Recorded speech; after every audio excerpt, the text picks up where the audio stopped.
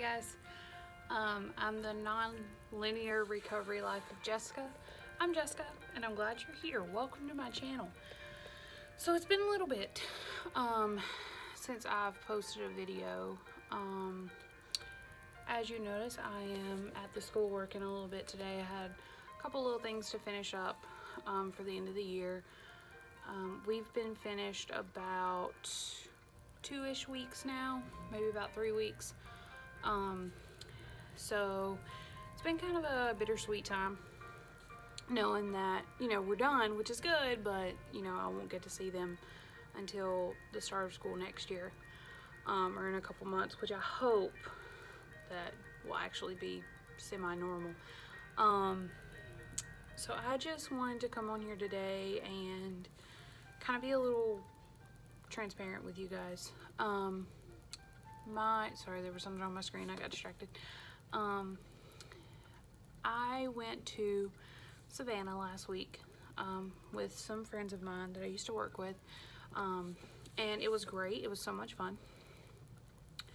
But while I was down there, and even prior to being down there, I kind of noticed that my anxiety was showing itself in anger.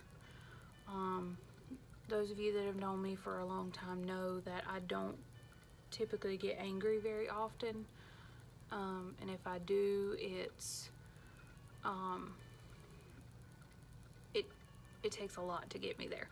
I get aggravated faster than I get angry, but I just noticed that I'd been very short-tempered lately, and I couldn't really figure out what was going on. So I knew that it had to have been my anxiety kind of rearing its ugly head. And I had been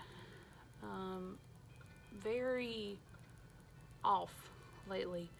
I'd had a lot more bad days. I felt very down a lot. I have had more suicidal thoughts than I have had in about 2 years.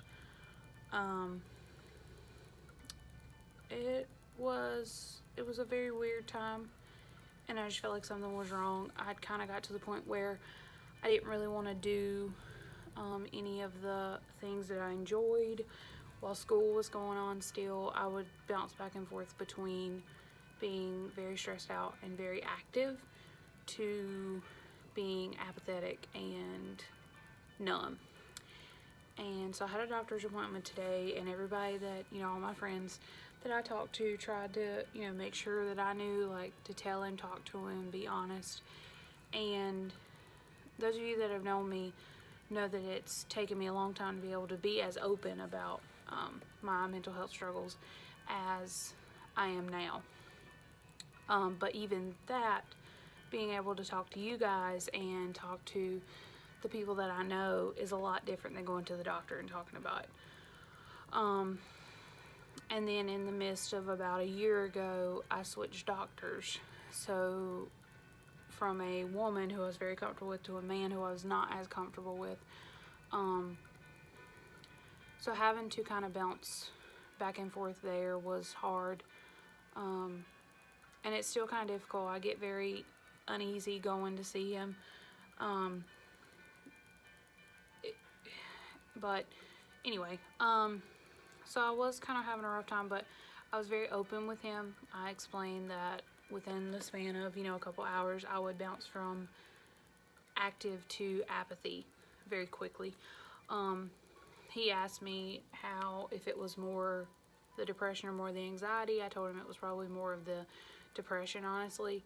That had been the hardest part. I wasn't as anxious anymore because school was out, but I never really felt anxiety. I felt more numbness. So I told him, I said I hadn't felt numb since I'd went on medicine after my grandfather passed away. But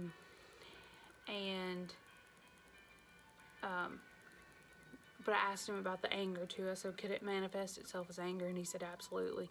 And of course he, was talking about with the coronavirus and our state shutting down and, me not being able to work as a teacher and just lots of things. I definitely think that affected me in a negative way. And he said that a lot of people that were going through this, that had mental health issues, or even people that didn't, were starting to realize that, maybe they did, and that it was affecting people in a tough way when it came to people with mental health.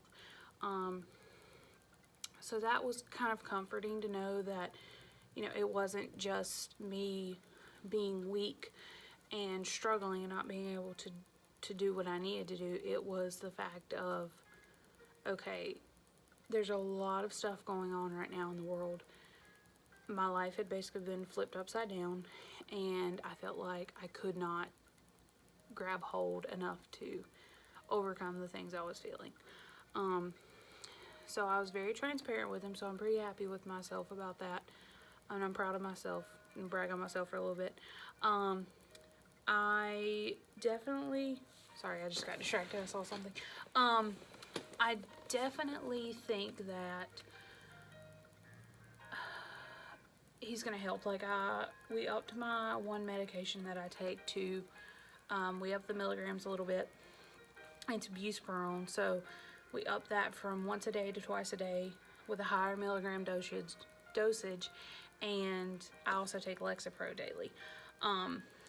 So I hope that helps, and I think it will. But I just mainly wanted to kind of be transparent with you guys and let you know that just because I may seem like I'm having everything together, or seem like, that I'm fine, that I've been struggling a lot lately too. This is hard on a lot of people. This is hard on, it's just hard. This is a hard time, and I'll stand by that.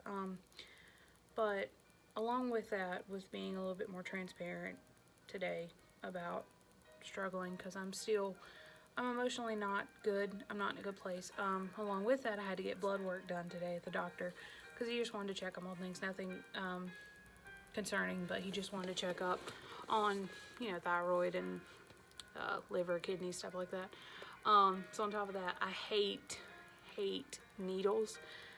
Even though I want to get a tattoo, I hate needles, so that was, kind of anxiety fuel as well. But I made it through it. My arm's really sore. I'm probably gonna end up with a bruise. I don't know if you can tell, but I bruise really easily anyway, so I'm probably gonna end up with a bruise.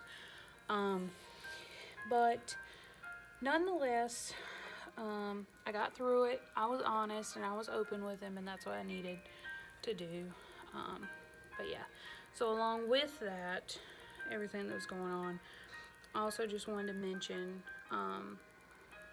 that with everything going on in the world, the pandemic, the protests, the riots, the Black Lives Matter movement, the anti-police arguments that are occurring everywhere, that this is a prime time for people to feel like they are alone. We've all been separated from each other to begin with, but along with that, most of our jobs have been flipped upside down or changed in some way because of this pandemic. So my public service announcement to you is, please check on your friends. People that maybe you haven't talked to in a while that you are close to, check on your friends. I have felt like in the past couple weeks that I've been a burden, and that I really haven't had a lot of friends that have really cared. And I felt like I've been a bother, so I've kind of distanced myself without meaning to. It's also been very hard for me to get back involved in friendships because of how long it's been since we've been able to actually, get out and do anything. But I definitely think that this is a prime time to make sure that you check on the people that you love, because this is a make or break time right now. It's a very uncertain time for a lot of people. It's a very scary time for a lot of people.